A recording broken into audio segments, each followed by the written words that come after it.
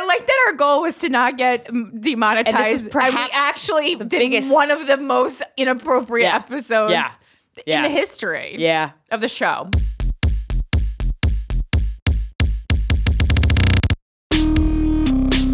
Welcome to Guys We...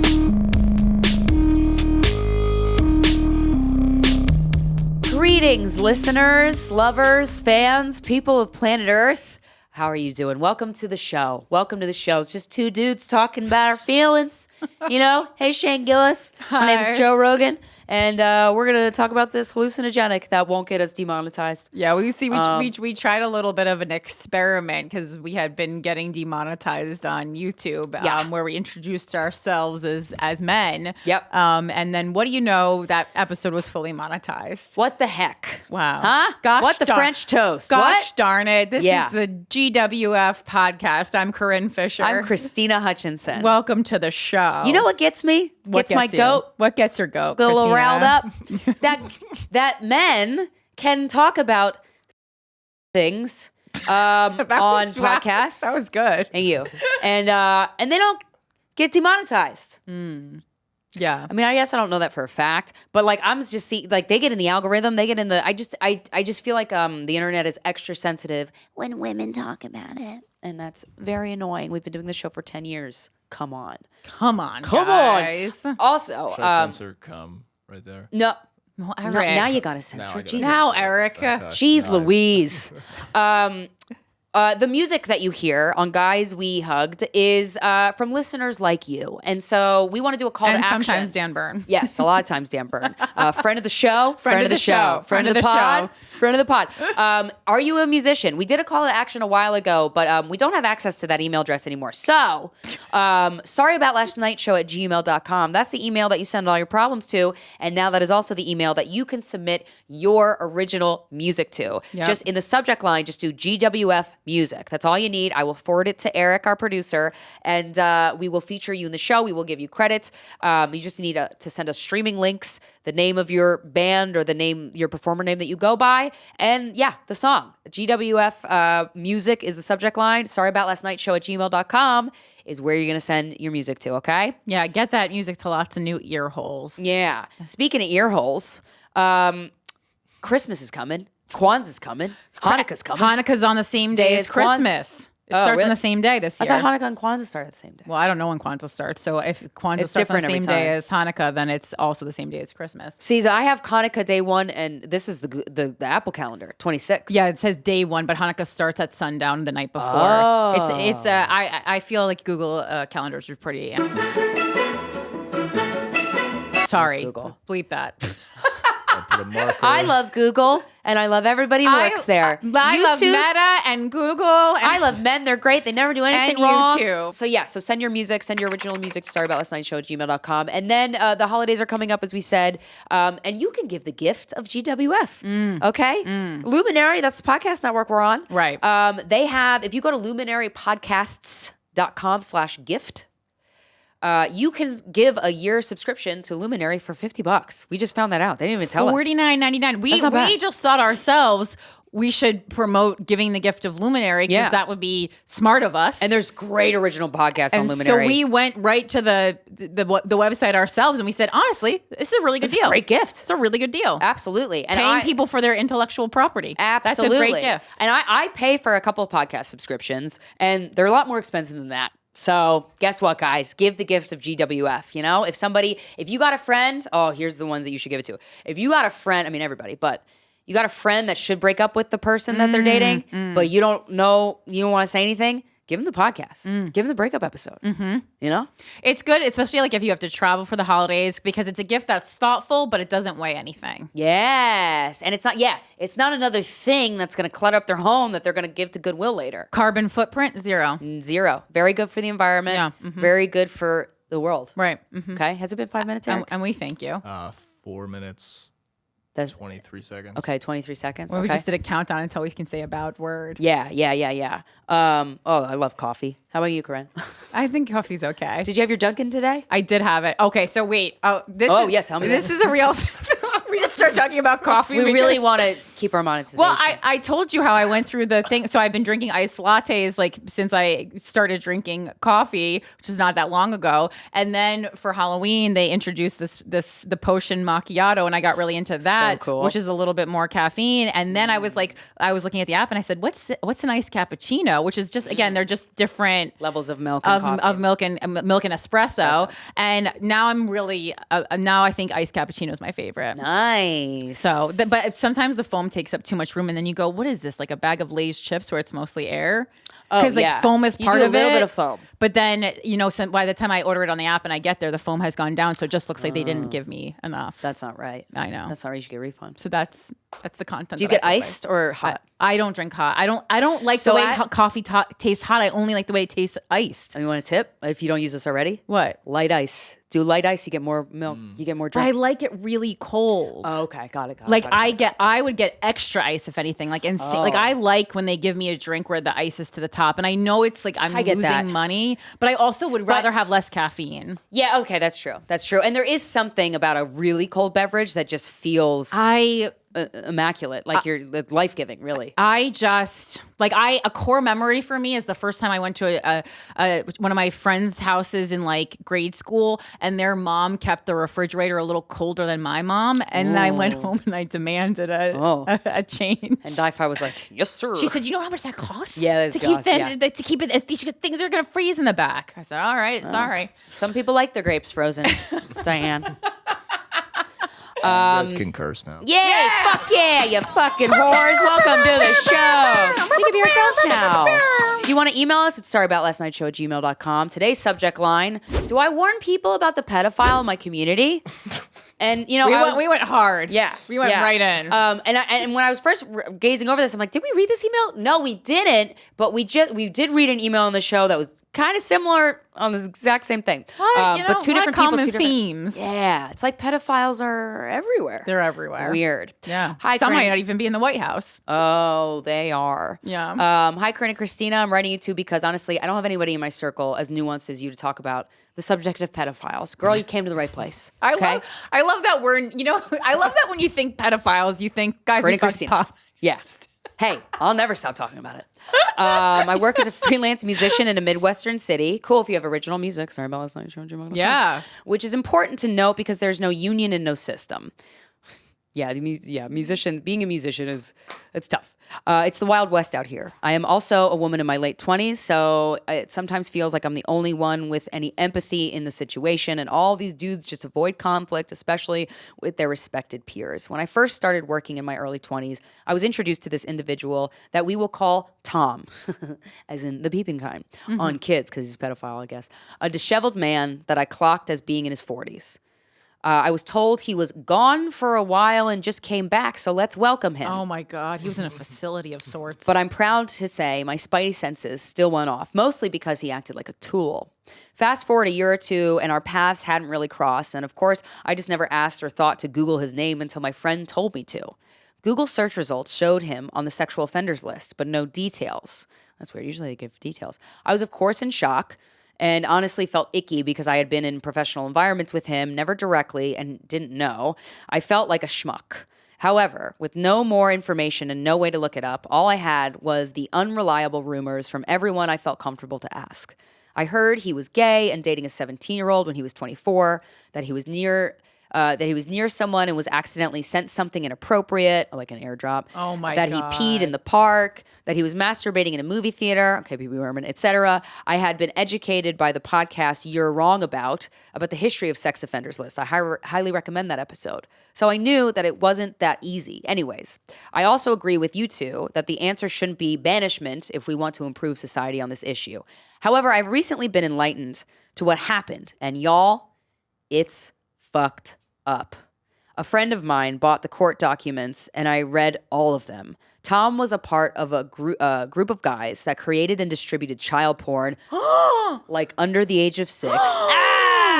Oh my God.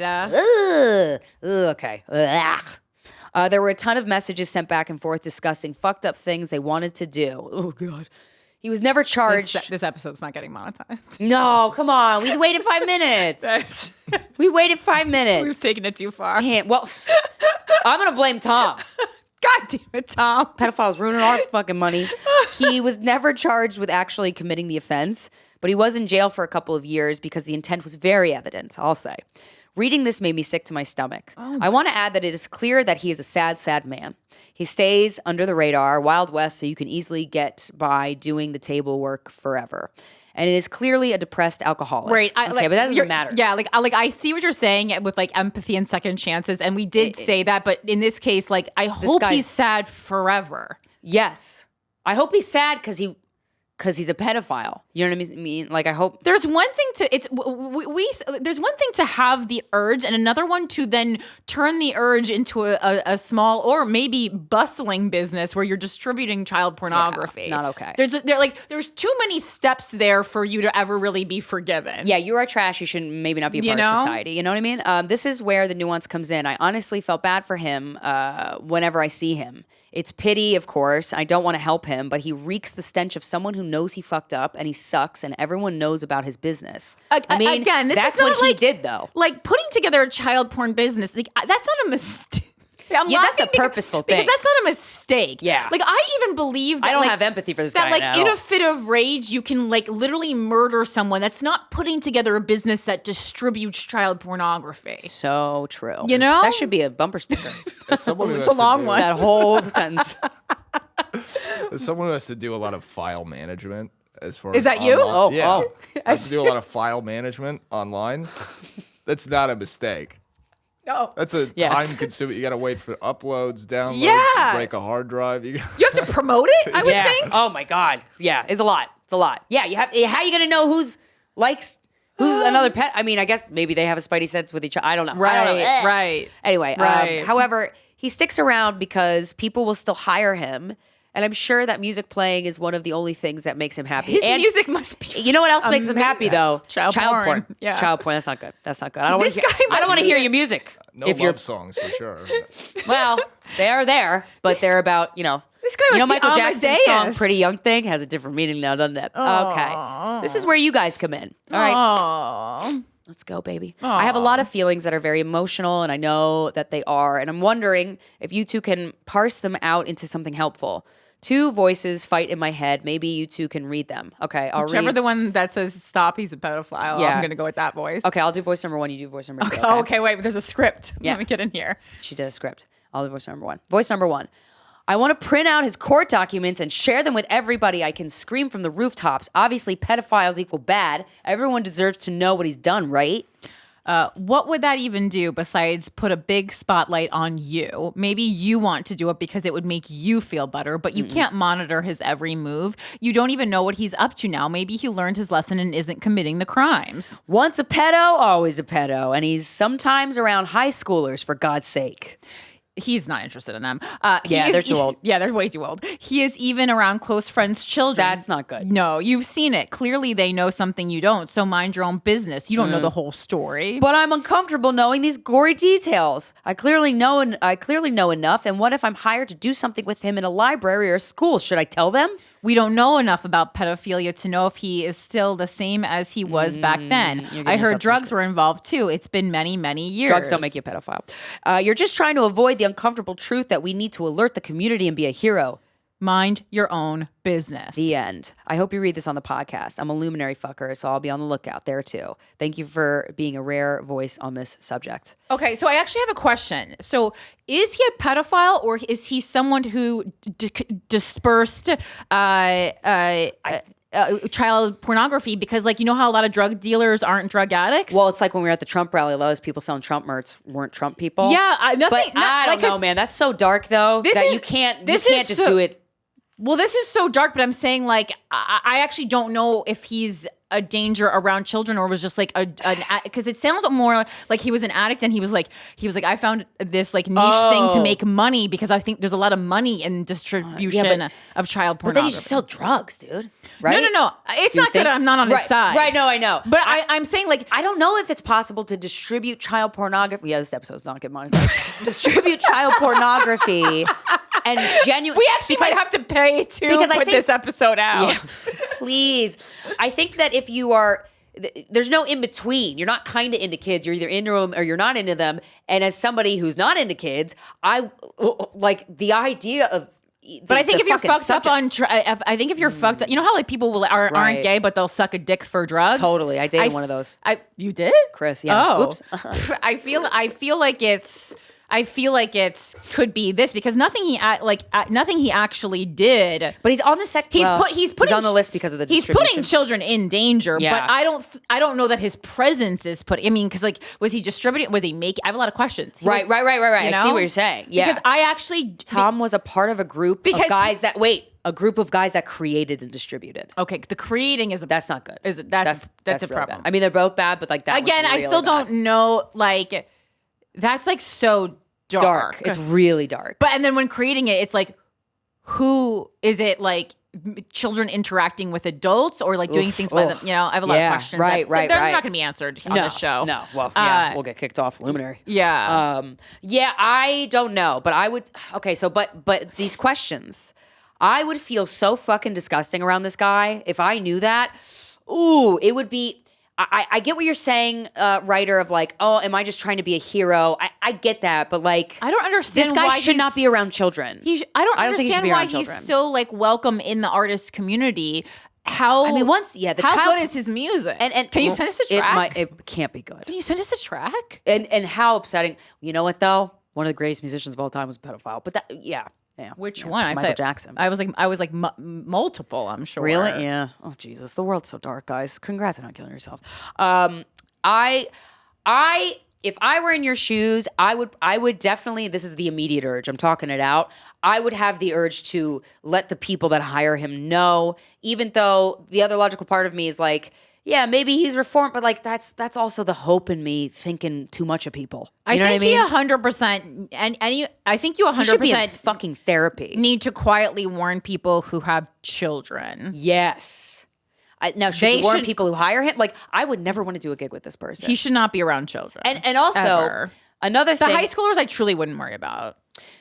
I'm sorry, it's a different thing. Yeah. It's just like there are. We've talked about him. Pedophile. If he's pedophile. He's in the actual realm of true pedophilia. That has nothing to do with high schoolers. Yeah, just nothing to do with it. It's fine. But that's eerie and awful. And I also can see myself if I'm in this situation. I like facing things head on when I have all the facts and you read the whole court document. I don't know. I could see myself wanting to not confront him, but like if I'm ever in a room alone with him, which I wouldn't want to create that scenario, but if it happened, I'd be like, dude, I read the court documents from your last case and I'm having a really hard time being around you. That's all you got to say. That's all you got to say. You like to do things that I often worry if you did them would put you in danger, though. This guy has like I'm too old. No, not sexual danger. Like this guy, this guy has like I don't. He knows about the dark web clearly. Yeah, I don't think you should be confronting a guy who ran a pedophile pornography distribution. Like this guy has. If we were in New York, I wouldn't do it. But if we were in like Iowa, I would do it. I'm like, you got a guy. I just think it's like. Maybe when people have kids to make a big announcement. I honestly think a big announcement. If you're in a small area, I do think you're putting yourself in danger. You're putting a target on you. Well, I wouldn't make a big announcement, but I would talk to him and be like, I came across your past and legal documents from your past, and I don't ever want to be in a room with you. And so, would your goal to be like to run him out of town? No, my goal would only be to say that because it's like the elephant in the room. If I didn't say that to him, you know what I mean? And then from there. You respond how you're going to respond, Mr. Pedophile. You respond how you're going to respond. I just like, I'm like, it doesn't seem like he went away for enough time for this crime. I know. And that's why I'd have to say something. But because I'm not going to go around telling other people. I want to go to the source. But that makes me feel like he was involved in the ring. It's like maybe he just did the graphics for the cover of the DVD or something. now you're pulling to me. I don't know. I mean, I see devil's advocate here. But I do. This is something that, But if you're a graphics guy. Both the right and the left take very seriously. Yeah. So like, I just don't understand. It's like, I truly think like, I think like, even if he was part of this ring that I'm truly like he must have been pretty low level. Not that this is okay again. Yeah, it's still bad. Like maybe he built the website or something. They just use his music for the Oh, maybe maybe. Oh my god. Oh, gross. This is so gross. dark. It's so dark, but This like is so dark. I would have to. I couldn't keep these feelings to myself. I would say though, okay, so But going around telling everybody is not going to help the situation. you have to think about with these two voices. I think the main thing you have to ask yourself is, what do you want to achieve by letting people know? So, right, like with telling kids you're achieving safety for those children. In the other things, you have to have a clear goal that is not self-serving, right? Right. If the only reason you want to do it is to like make yourself feel like you did a good thing, don't do it. Right. But if there are other goals as far as like true thing, like you're going to truly improve the safety of the community, you're going to improve the safety of children around you, I would say act on those things. The things that are merely self-serving, or to say like, I know and I want to let you know that I know, there's no point to those. Yeah. So that I go through everything. If and, I and had to answer work it that with this way. guy though, or if I was in the same scene as him, I couldn't for 1 second not tell him that I know. I would feel sick, but I'm like, he's no threat to you. Yeah. But man, that's fucking you're dark. elderly. Yeah, you're almost in the grave. Yeah, this actually For what he likes. This actually might be one of the safer men to have around you as a woman in her 20s. Isn't God, that women in our crazy? 20s are fucked. Isn't that crazy? We're only safer on pedophiles and gay men. Isn't that crazy that you aged out so he's safer for that's you? gross. That's so gross. It is gross. It's dark and gross. We live in a gross society. That's the new viral question. Would you rather be trapped in the woods with a man or a pedophile that's a man? A bear. A man who likes a man bear who and a likes tiger. regular aged women, or a pedophile. Pedophile. Oh, pedophile. Oh, that's a great. Ooh, ask the internet. Eric, we're gonna go viral with this. Yeah. Hey, internet. Would you rather be in the woods alone with a man who liked grown women or a man who liked children? Right. Because if it's just you, and then also it's great because you can keep an eye on him because you're in the woods together. So Yeah. while he's with you, he's not doing anything to children. Yeah, but if it's dark, maybe he's gonna pretend I'm 6 and touch me. Oh, you can still tell in the dark that you're not 6.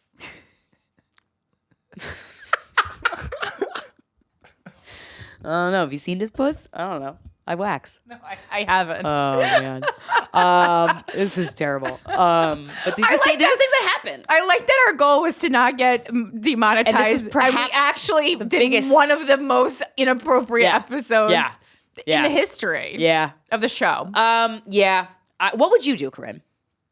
The people who have the kids around him, I would definitely like. I mean, Yeah. and when And I I say would give kids, the court documents like and- younger than high school. Yeah. I think the court documents. I don't know. I don't think I would personally distribute them. And like, I would say Yeah. I have the court documents if you want to. I wouldn't like make copies of them and like hand them out. But With like, regard to him. I wouldn't. I don't think I would say anything to him, but I would. I would. You know the energy that I bring to situations with men. So I would just be like, I got you. Yeah. I would just. He No would. Toys R Us gift cards for you. He would. They're out know. of business, but also for other reasons. They're back in business. Macy's They're back bought in them. business? There's one in Herald Square. Oh my god! Like a freestanding Toys R Us? Well, no, it's in Macy's. Like Oh, Macy's, okay. I think Macy's bought them out. Oh, yeah. wow. Yeah. So I would say I would go fun like this. I would go like this. I would say I said I would take a or pacifier. I would say something creepy to him like, I've got my eye on you.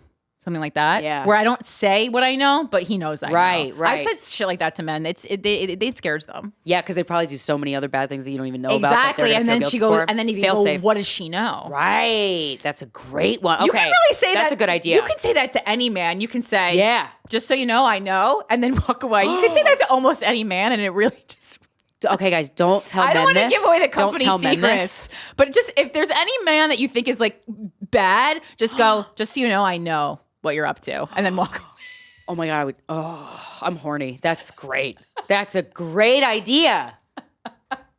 That's a great idea. I Just so found you know, I know. That's so vague. It covers all Yeah, the things. yeah. And anything that they could Yeah. possibly feel guilty about is going to come up to the surface because then they right implode away. because there's no. It's going to eat away at them. No, across the board for humanity, almost no one is tougher on people than they are on themselves. So you're giving the job back to them. You're placing the burden back on the man, which is Fucking brilliant. Which is what you should do.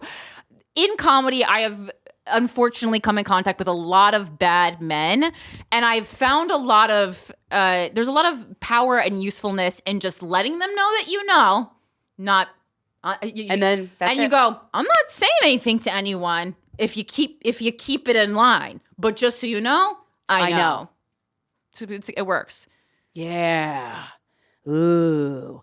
You know what, too? You know when you find out like somebody, like a guy friend of yours is cheating on his girlfriend, or like one of your girlfriend's boyfriends is cheating, and like that's a great thing to say to them. Yeah. Because like we're very on Guys We Fuck, we are advocates of like stay out of people's business, but just so you know, I know.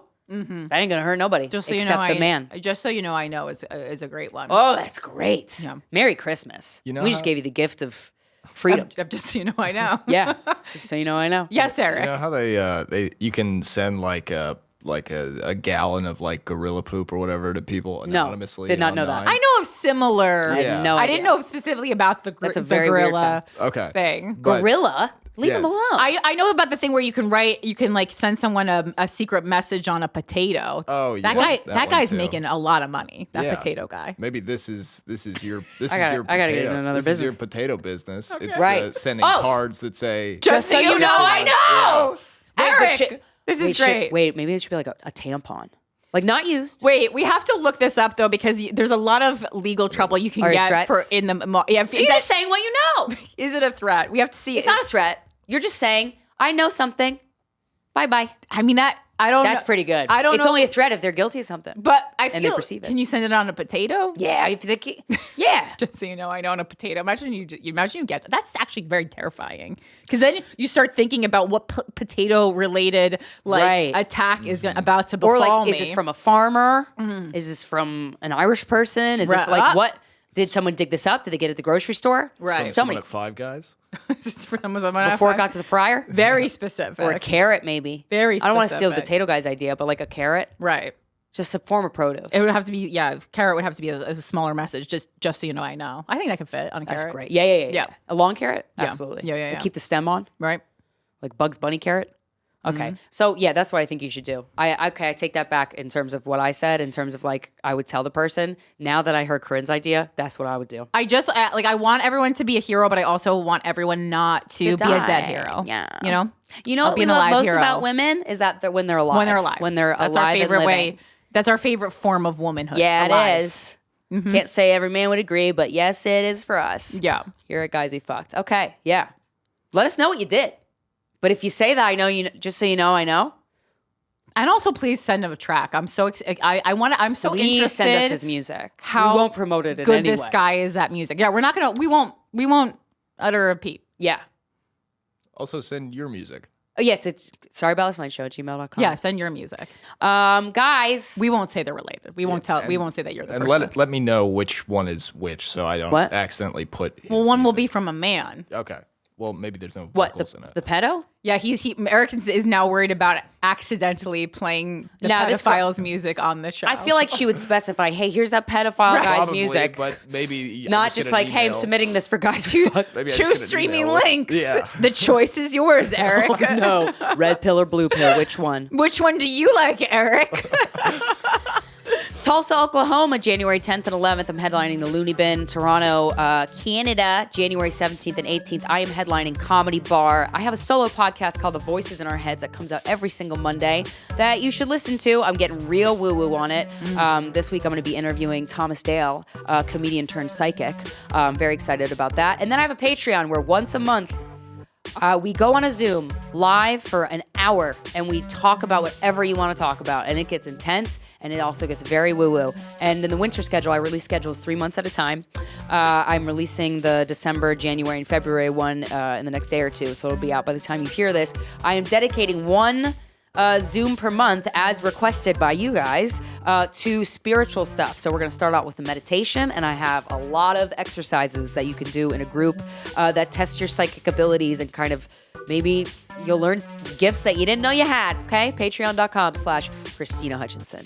And then if you are interested in getting more into politics, whether you yourself want to pursue a career in politics, or if you just want to be more up to date with the news, have it all in one place and have it maybe not be so biased to the right or the left, you can join me on Without a Country podcast. We now live stream on YouTube Wednesdays at 9 p.m. Eastern time. And of course, you can then watch it on YouTube or listen anywhere podcasts are available after that. And I do have a Patreon as well, where you get one exclusive video news story every week. You can hit that up at patreon.com/withoutacountry. It's super fun, and obviously we're gonna have a lot to talk about over the next 4 years. What could you possibly be talking? Yeah, if you were always kind of a little bit interested in politics, I would say now's the time to get real interested in it, because I think it's going to be directly affecting you. Oh yeah, especially if you live in Texas. Yeah. I was at a wedding. I went to many countries this past week. Very multiple. Busy. Yeah, because it was my boyfriend's best friend had his 50th birthday in Belgium. Oh, how cool! The same time, so we flew to Belgium for the day and back. Belgium, it was literally 24 hours. Whoa, Brussels. I love jet setting. I love Europe. I love Europeans. It's just so nice to not be in America for a second. It was really fun. And I went to a wedding that was so beautiful. The wedding was gorgeous, and I'm so happy to report it was a straight couple. The woman that got married, I know well, she's very special. She's just beautiful and brilliant and special. She's got like a spark. The man she married, also very special. Whoa. Good for you guys. Mazel tov. You're not Jewish, but wow. I've not been to a wedding where both the man and the woman had a special. And I told the groom the day after or something. I was like, I hope this isn't I don't mean this as offensive. It's comment. The only good man I've ever met. Well, no, it's kind of what I said. I'm like, this is kind of fucked up. But I'm like, it's very rare that I meet a man that's as good as a great woman. Yeah, that's worthy, yeah. And you are one of them. Wow. So thank you for existing. His vows were beautiful. How old is this man? I think they're in their late 20s, okay. I believe. Yeah. No, I think early 30s. Sorry. Okay. Early 30s. Okay. They both had vows, and then they gave speeches. Their own speeches at the about what? Just at the reception and stuff. Actually, she didn't get. I don't know if she gave a speech, but he gave a speech. Just about like, thank you for being here. Oh, okay. But he's one of these men that I'm like, who make 80 more of you, please, 8,000 billion more of you. He thanked the staff at the venue. Like he was so considerate. This is his nature. He's a very good person. But I was like, oh my God, this is amazing. I'm here to witness two people who love each other, and they're both special. It made me so happy. That's beautiful. And there was also like a funny kerfuffle that happened at the wedding that I don't want to get into, but it made me want to ask you guys. I wanted to do another call to action in addition to podcast music. I feel like everybody has a story of a wedding moment that they witnessed that was extremely cringe. Extremely cringe. And there was a moment. I've been to a couple weddings where like some cringe stuff happened, and I love hearing stories from you guys. And I know when I was like, who likes morning sex? Email us. I want to hear your cringiest wedding stories. Were you at a wedding? Was it your wedding, or was it a wedding you were attending and something crazy happened? Because I started talking to people about it that night, and then they were sharing stories. I'm like, these are fucking gold. I love hearing these stories. So I want to hear from the listeners. SorryAboutLastNightShow@gmail.com. Put in the subject line like wedding cringe or something. I just want to like mine stories, because it made me think of the weddings I've been to.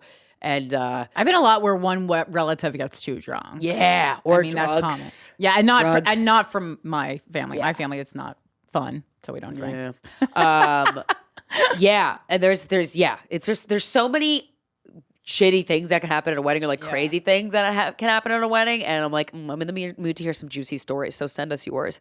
And then the other thing that I wanted to talk about was I stayed off of the news after the election just because I needed a break. Mm-hmm.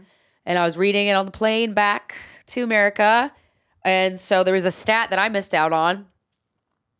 53% of white women voted for Trump. Oh, you just got this one? I didn't. Yeah, I stayed away. I couldn't. Yeah. I'm like, I get it. Like, everybody voted for him. Cool. Oh, I knew this like the day after. Yeah. Yeah, it was pretty. That's really. Yeah. And then I was reading this article. But I also you have to go into it.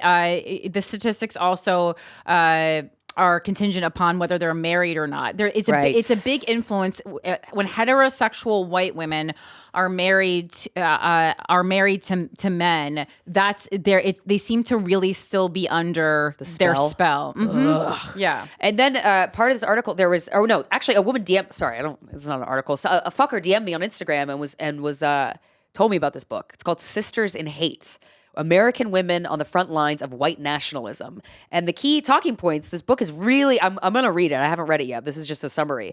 It focuses on 3 women: Karina Olson, a former neo-Nazi and member of the Aryan Nations who eventually renounces her beliefs; Isla Stewart, who also known as a wife with a purpose, a Mormon housekeeper who promotes a vision of white identity through social media; and Lana Lochtef, a media producer and prominent voice in the alt-right movement who uses her platform to push ideology. But this book is deeply researched examination of how white women contribute to and shape extremist movements that are often assumed to be male dominated. It's like behind every, successful man is a woman, but that goes, even if the man is succeeding in doing something bad or hateful, the woman is still behind them. I never thought about it like that. And I'm like, oh, shit, ladies. This actually goes perfectly with what I wanted to talk about, because I know this is like, I don't want to be like a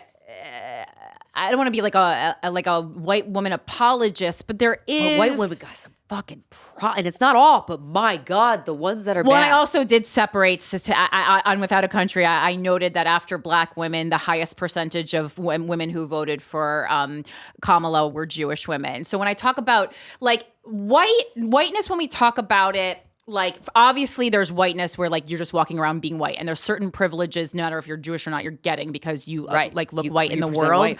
But there's also this Christianity that's overtaking the country. Yeah. Like that is specifically also something different. Yeah. And like this like husband obsession. I mean, like I know plenty of Jews who are obsessed with their husbands too, but I do feel like a lot of these white women who are married and voted for Trump are, I know, like victims in some way of the patriarchy. But then they victimize themselves. Sure, but I think it's like, I think that they're so influenced, and it's by their husbands, and being a wife is so important. It's on such a pedestal to them. Ugh. And it's fucked up. Yeah. But it got me thinking a lot about this thing that I've seen circulating around the internet, and it's happened in various waves of feminism. But the notion of decentering men, right? You'll see it in people talking about it in TikToks and stuff. Love this already. And I think it's different, because so often, people will talk about like feminism as like men hating. And I think men hating is an overcorrection. It's a reaction to a world that's been so used to catering men and so like under the male gaze and the male spell. And I've just seen a lot of, and I just love the phrase decentering men. And I love that young people are talking about that, and I love it as a movement because it's not saying anything negative about men. Like if as a man you feel like the phrase decentering men is a threat, well, then we immediately know the problem's you, right? Right. So decentering men, I like it because it's not saying men suck. It's not saying men are evil. It's just saying I'm going to live my life for me, and men are going to be a part of it, but not the center of it, as they so often are for so many heterosexual women. And there's a couple articles. There's an article I read, I think from earlier this morning, from the New York Times, kind of about how a woman decentered men in her life and had no real interest in getting married, but she had no problem decentering men, but she had a real problem eliminating the desire that she felt for men. And that goes like for when she met a cute guy and wanted so badly for him to text her. And I think that even the most feminist of us still have that, still have that yearning, right? And that's human nature, but it's still like something that we would love to get rid of. And so there's this book, Decentering Men, by Charlie Taylor. I haven't read the book. I just like literally went to this person's like blog, but I thought this was like a good summary of decentering men. And she writes, a couple of years ago, I wrote a book called Decentering Men, and then an article, Decentering Men, Why You Should Let Go of Men. I wrote it because I was tired of making every decision with a man in my thoughts. I was tired of thinking about where I wanted to move and asking myself, what if I got a boyfriend when I decided to leave? Or living at 85% because I was waiting for a man to rescue and help me with 100%. Or just like kind of like putting a pin in all these goals that you have. Yeah. And you're like, well, I'm going to do all that, but first I got to meet a man. Or as soon as I get married, or like feeling like there's this feeling in heterosexuality of like life not really beginning until you meet your partner. And then you wake up and you're like 45 and you're like, did my life begin yet? You know? I would live this really fun and incredible life and then have a burst of melancholy because I didn't have a partner. It was an exhausting merry-go-round that made me feel pathetic. I knew I was better than this, but I could not find any written pieces telling me how to get off this ride and why. When I say decenter men, I think about it as an ongoing practice, and I do believe this. I think it has to be literally like meditative, you know, because the patriarchy is so ingrained within our culture. It is a practice for which you examine all the ways you dwindled yourself, held off, stopped your pleasure, did not peruse a task nor reach a goal because you were waiting for a hypothetical man to rescue you. And it doesn't even have to be that, like, it doesn't even have to be rescue. It just has to be to come into my life, to come into your life, to find you, to sweep you off your feet, insert whatever here. I don't even think it has to be rescue, right? It is a practice for which you examine how you organize yourself around the idea of obtaining a man. You may perform on dates, change your needs, way of living, and being for a man. It is a practice for which you notice how often you've opted out of being the main character in your life to be a man's side or background character. A lot of you should write that down and put it on your mirror. I'm not being shitty. I think it will be helpful. It is a practice in which one decides not to live a half-lived life because one is not in a partnership. When you decenter men, you acknowledge that structurally you can organize and destroy it with community, but you can also confront men's place in your interpersonal world. Examining the conscious and unconscious ways you place men above your needs and fullness is the point. Now, decentering men is a personal practice. You can define your limit and what that looks like. And I love that. It's not a one size fits all. And here are some tips that can help you do so. Number one, be realistic about men. As much as I love men, they aren't that great. And this isn't my, and she goes, and this isn't an opinion. It's been backed up by homicide rates, domestic violence rates, and rape statistics. Research shows that women's life expectancy decreases when they partner with men due to unequal distribution of labor. Yo, every oldest person in the world just died. Their secret, it's always a woman. Every time. And their secret is always don't get married. Every time. Every time. Yeah. Every time. And also in a heterosexual couple, I think we talked about this, when the woman dies first, the man dies shortly after usually. If he doesn't even know what to do. He doesn't even know where his medicine is. So he literally leaves the planet. Yeah. Yep. Like willingly. Yep. Their career momentum also slows down once married. Even as friends, they fall short because most male friend groups aren't based on emotional bonding.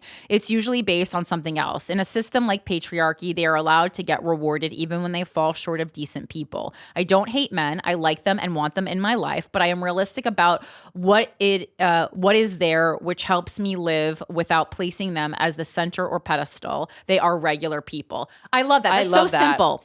Men are regular people. Yeah. I love that. And no, you can't argue that. Because we're all like, we're just yeah. That's really good. And you know, I still find myself like I think I escaped from some really codependent relationship habits and stuff, but I still have to talk to myself and go, wait, are you waiting for him to get home before you decide to do, like, you know, there's certain times where, yes, you want to be considerate, of course. Like it feels good to be in a partnership that's mutually, you have mutual respect for each other and mutual bond. But like, it is so important to maintain your individuality in a relationship. And it's like, and how I do that is I just ask myself, like, oh, what do you want to do this weekend? Is there something you want to do without him? Like, when was the last time you hung out with your friends? You know, like making sure you just got to talk to yourself in your head. That's all. Yeah. And it is a practice. That's a great way to put it. Yeah, I love this. 2 is imagine yourself happy now, which I love this, like, in the momentness, right? It is perfectly okay to, and especially as like I think especially for this stage in our lives, like a lot of like women in their late 30s, mid to late 30s, it's kind of like in this like, okay, well, is he here kind of a thing? And like, what does it matter? Just do whatever you want. Right. It is perfectly okay to want a partnership that is a human need. However, no one said you had to be removed from your life and not fulfilled because of it. No one said you must wait to be partnered to start. No one said you must wait until a man sees you to feel remarkable or to be worth it. I feel like being a heterosexual woman is a lot like being an out of work actress. Like we're walking around waiting to be discovered, you know? Yeah. And like it needn't be like that, right? Nothing worse than when you walk out of your house looking into the nines. And maybe he'll see. No, I'm ready for my clothes. Where'd he go? Hello? Yeah. That power is not theirs to give. It is yours and it has always been yours. You want to feel 100% and you can get there or at least close enough to it through actionable steps, therapy, or medication, whatever you need to feel like your life is yours, do it. And then number 3, and this is the last step, expand your imagination. Love this. Ooh. We've only been given one framework for happiness. And I think we talk about this a lot on this show and have over the past 10 years, right? Our queer friends found multiple frameworks for joy. They certainly did. A lot of community, right? Yeah. What if we did the same and found a framework encapsulating where we are now? What if we accept that that where we are is our framework for happiness? What if we decide our lifestyle is not proof of our incorrectness or badness? Ooh. It is proof that we are alive and are trying. It's so cliche, but happiness is what you make it. When I first heard that quote, I thought it meant you can do many things to be happy. I didn't realize it meant you can define happiness and even say it's where you are now, and that can be the final decision. Instead of like being this goal or this thing in the future and be like, well, am I happy now? Yes, I'm happy with things and a situation that I never thought I could be happy in, you know? Yeah. I didn't know you could take happiness with you at every stage and there is no prerequisite. That's amazing. So yeah, I've been very, the phrase, I had heard it before. And again, like I said, it's been a phrase and kind of a practice used in many waves of feminism. But I just was offered a TikTok or an Instagram reel a couple weeks ago with this woman just explaining her life since she decentered Ben. And first of all, this bitch looked happy as hell. Yeah. And I was just like, I really just love the language that you use to describe this, because I think feminism, some of the criticisms of feminism is that it's like too hateful towards men. And I think, you know, we have to like correct that a little bit. I think we even saw it like with Trump being elected. I think part of it is like the left has to find a way to be progressive without being demeaning.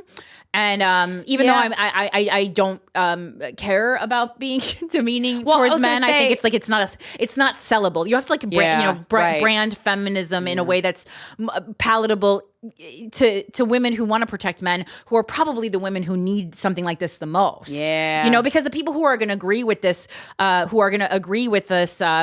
really like outrageous version of feminism, well, they didn't really need it to begin with. They were already decentering men. But also too, like I think like putting that kind of it's like a carrot that you dangle out to people in terms of like when people on the internet, like I'll have like a call it like a female stand-up comedian, a black woman who's like talking about white women and how her frustrating experience, but I can hear that. I don't get offended. I'm like, there's awful. It's awful, and like you don't get offended. But you know when you talk about like the Me Too movement, and a guy's like, oh, I'm not gonna rape that. Now I don't. Now I didn't think you were gonna do that. Now I don't fucking trust you. Yeah. Like if I talk about men in a way that's I'm frustrated and I've had some of these negative experiences, and a man listening to me gets pissed off. I mean, it happens on Instagram all the time. To me, I'm like, well, then you're just that kind of man, and you just outed yourself as that to me. There's so, really sick. I really see no argument where someone can where someone can push back on the phrase decentering men. Right. That's why I like because no one's centering women. Women aren't even centering women for the most part. No. Which is the problem. Yeah, and I still I have so much ingrained misogyny still in my head because I still the idea of being gay, of being a lesbian, I feel weightlifted already. Like I just feel like you know, I've always been weird about like cleavage and stuff. Like now I ask myself like, oh, I want to dress sexy today. For who? For me? Okay, then do it. You know what I mean? Like I still have to check. Like, am I dressing sexy or am I not dressing sexy for other people? Yeah, meaning, are you like, not dressing sexy because you don't want attention? Are you dressing sexy because you do, or you want dressing sexy just because you have tits and you want them out? Right. So yeah, fact check yourself. You got to interrogate stuff. That's great. I really like that. And there are phrasing. so many, like even like little things. Like when I'm angry at at a woman, and there is a man involved, I go, "Am I angry at her, or is this ingrained misogyny?" Yeah. There's so many times in life I when have ingrained misogyny a lot. We all have it. Yeah. we all How have can you it. not? It is, and human. it is like literally. It really is. I love that they called it a practice in that article, because it really is a daily practice for me with like just undoing it, and it's. I'm thankful for comedy because I feel like it fast tracked, because I see Yeah. it so much clearer, because it's happening at a quicker rate when you're working with men so often. Yep. And would be rewarded more so in comedy for having this pick-me girl energy. Yeah. And we see it all the time. We do. I see my peers being rewarded for being pick-me girls, and these are not weak women. These No. are strong, and successful, famous women. talented, you know? Yeah. And you go, fuck, I want the success, but at what cost? Yeah. That's I feel like I ask myself that question every day. At what cost? And that's a good question to ask. Yeah. Oh, and it leaves you with an empty wallet. Girl, don't I know it? I mean, Oh, man. just having Yeah. what a pain in the ass integrity is. I swear to Christ. Yeah. Yeah, it's not a moneymaker. It's when you're not chick. a money It's not a maker. moneymaker. It's not an Instagram are money follower makers. getter. No. It doesn't matter how pretty that face Really is. repulsive. Yeah, it is. You know who's not repulsive? Today's guest. Goddamn. She's a delight. She's such a delight. Yeah. Oh my God, I love her. She's a stand-up comedian, and her special Catholic Cowgirl is out now for your viewing pleasure. We On had YouTube. on YouTube. We had such a great conversation, ladies and gentlemen. Please welcome to the show, Catherine Blanford.